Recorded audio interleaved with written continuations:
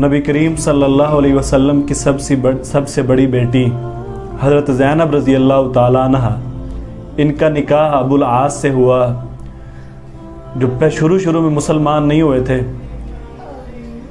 کفار کے ساتھ مل کر انہوں نے جنگ کی صحابہ اکرام کے ساتھ، غزوہ بدر میں انہی کے ساتھ شریک تھے، اور پھر یہ قید ہو گئے۔ جب قیدی ہوئے تو مکہ کے جو لوگ تھے، جو ان کے رشتہ دار، جو ان کے اعزاء اقرباء قیدی ہو چکے تھے، ان کی رہائی کے لیے ان لوگوں نے فدیے بھیجے۔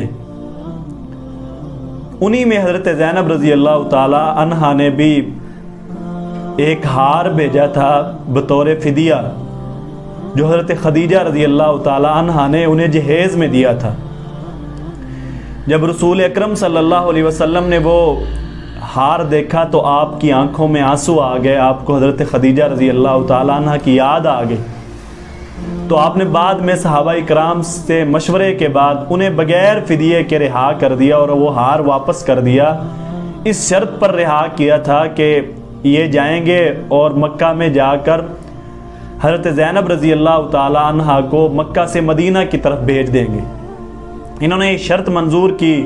نبی کریم صلی اللہ علیہ وسلم نے 2 آدمیوں کو ان کے ساتھ بھیج دیا کہ وہ مکہ سے باہر رہیں گے، اور یہ ادھر سے ان کے ساتھ حضرت زینب رضی اللہ تعالیٰ عنہ کو رخصت کر دیں گے۔ جب انہوں نے جا کے انہیں رخصت کیا، ارادہ کیا کہ اونٹ پر بٹھا دیا، تو مکہ کے جو لوگ تھے انہوں نے کچھ مزاحمت کی۔ ان میں حبار ابن الاسود کا نام بڑا سر فہرست آتا ہے، بعضوں نے اسی کا نام لکھا، بعضوں نے کسی اور کے بھی نام لکھے، کہ مزاحمت کرتے ہوئے اس نے حضرت زینب رضی اللہ تعالیٰ عنہ کو نیزہ مارا، جس سے آپ زخمی ہوئیں اور آپ حاملہ تھیں، آپ کا بچہ بھی ضائع ہو گیا۔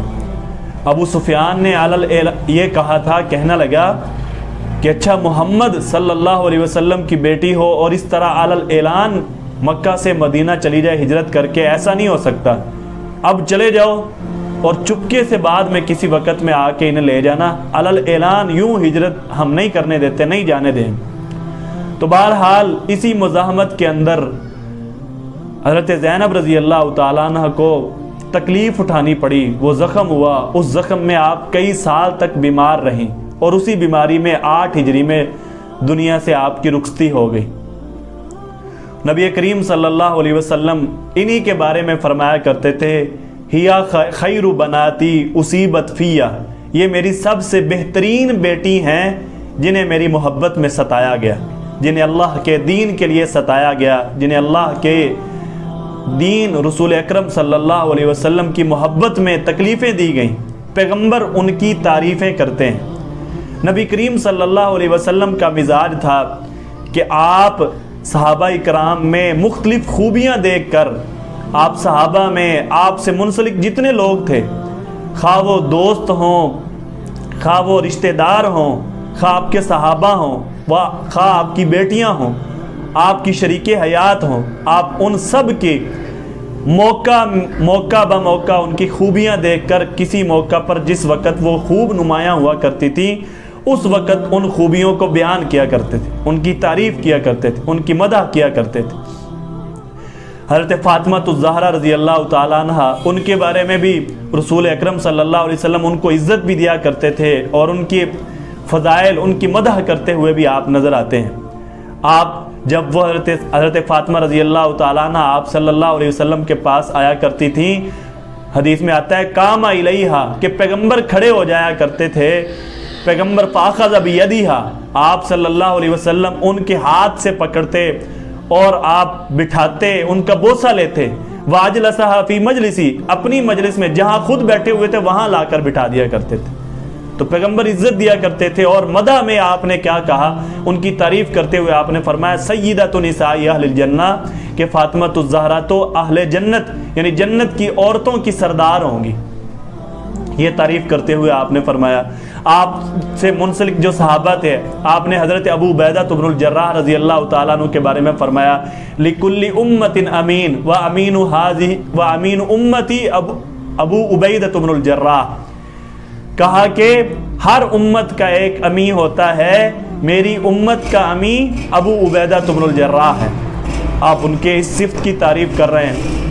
حضرت ام ایمن رضی اللہ تعالیٰ عنہ جو آپ کی کنیز تھی، اس کے بارے میں آپ نے فرمایا من سرہ ان یتزوج امرأۃ من اہل الجنہ فلیتزوج بام ایمن.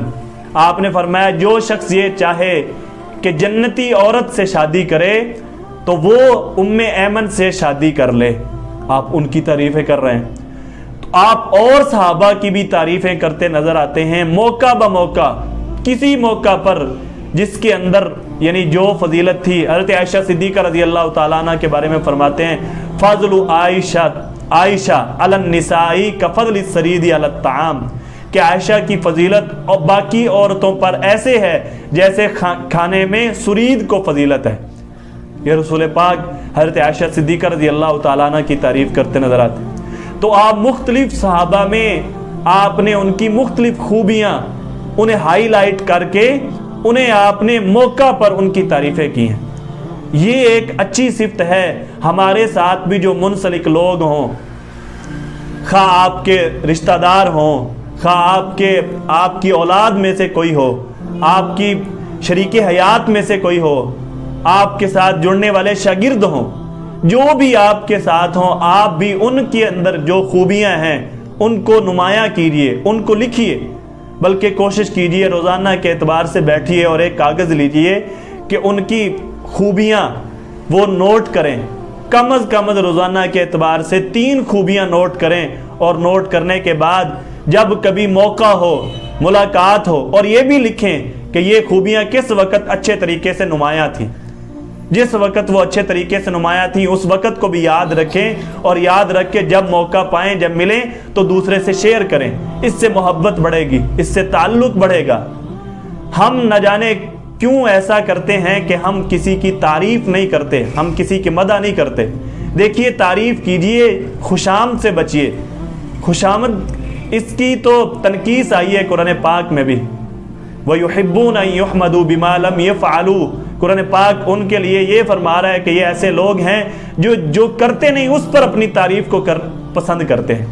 تو خوشامد وہ ہوتی ہے کہ جو کسی نے کیا نہیں ہوا اس پر بھی آپ اس کی تعریف کریں. یہ تو ایسا بندہ ہے کہ اس میں ایک چیز ہے ہی نہیں، اس میں وہ چیز پسند کرتا ہے کہ اس پر اس کی تعریف کی جائے. حدیث میں تو یوں ہے، وہ تو ایسے ہو گیا گویا کہ من تحلی بما لم یؤتا کان کلابس ثوبی زور، کہ جو شخص آراستہ ہوا ایسی چیز کے ساتھ جو اسے دی نہیں گئی، یعنی اس کے پاس ایک خصوصیت، ایک صلاحیت ہے ہی نہیں، اس پر وہ تعریف کو پسند کرتا ہے. وہ تو ایسے ہے جیسے جھوٹ کے 2 کپڑے پہننے والا ہے. تو اس پر تو یعنی نقص کیا گیا. یعنی خوشامد اور ہوتی ہے اور تعریف اور ہوتی ہے. ہمیں تعریف کرنی چاہیے، اس سے آگے بڑھنے کی صلاحیت پیدا ہوتی ہے. اس سے اور بہت سارے کام جو بندہ نہیں کر سکتا، بندہ کسی کی داد سے، بندہ کسی کی تعریف کے ساتھ، بندہ کسی کی واہ واہ کرنے سے آگے بڑھ کر وہ کام کرتے ہیں، اس میں ہمت اور جرأت آتی ہے. اللہ مجھے آپ کو صحیح سمجھ کر عمل کرنے کی توفیق نصیب فرمائے.